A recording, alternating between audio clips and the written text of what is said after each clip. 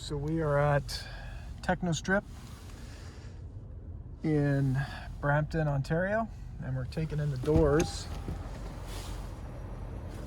to get them techno stripped. And we're gonna see how that all works out. So we got the two doors, we're gonna get them stripped so we know exactly what we're dealing with. Okay, so that's what it looks like, goes into the bins. Thank you. And we're going in here to get the slip. All right, so we're 2 days past, and the doors got an email that the doors are ready to go. Check these out.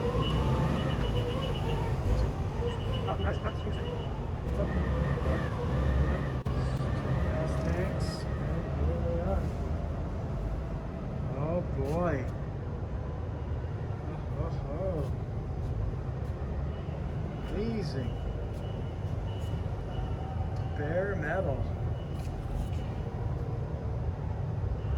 I'm pretty sure those are bullet holes from me, fixed with brass, it looks like. Things are actually not a bad job done. It's pretty good. There's a bit of work down here needing to be done, but we'll get them paid for. This is awesome. I absolutely love the acid dipping. This is the way to go. Way to go. So we've got the doors back, and we have techno stripped them, which is an acid dip.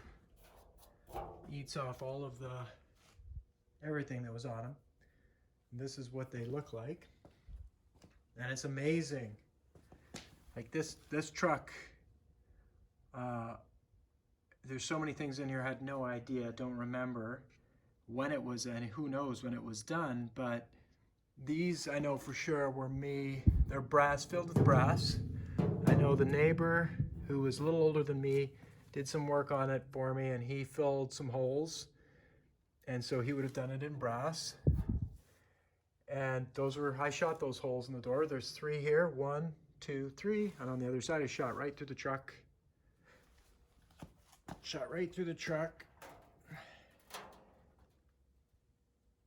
and made those holes. Just young and stupid. And the door is this side here, this bottom corner, is just absolute hamburger. It's got, I mean, it would have had an inch full of Bondo of some sort in there.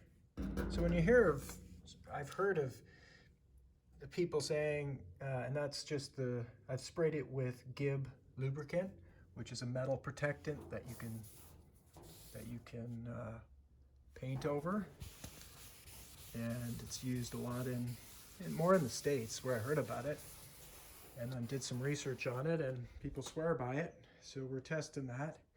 And the jury's out about dipping things, but you know what? After doing a bunch of sanding on those beams, I'd rather just have it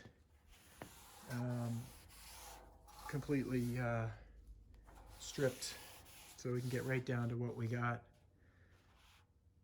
And you can see some dings and whatnot I mean, some of it, I'm not going for perfection, but I don't want this. This is gonna need to be probably cut out, all of this cut out, and then sheet metal replaced there, which would make that a lot better. And this one's not as bad, but you can see some of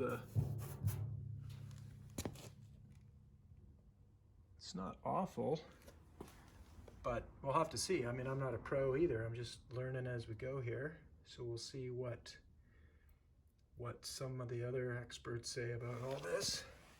Whether we can leave the brass. I mean, the brass is fine, but like getting some of these dings out, I think that's possible just with the hammer and dolly to clean that up. And then fix, of course, this one's got a large hole that my dad cut out, as I've shared in other videos, and we'll need to fix that. But you know, I've been reading about acid dipping for years, and just going back and forth, and the pros and the cons and the horror stories, and we'll see. This is the big test. How does it all work? Does it cause problems? Well, we'll find out. And we're starting with the door. The next, I can definitely see getting the cab done, and eventually the box, and we'll see. You know, we dip it down and see if it's worth saving. I think the back fenders for sure can be saved.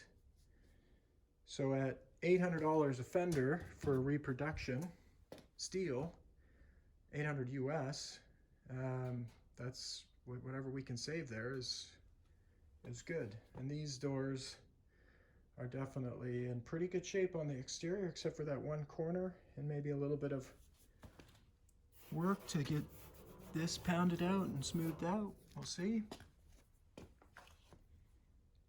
Pretty cool. All right, well that's sort of a closed chapter on getting things acid dipped. It's gonna look pretty cool to put those on the door.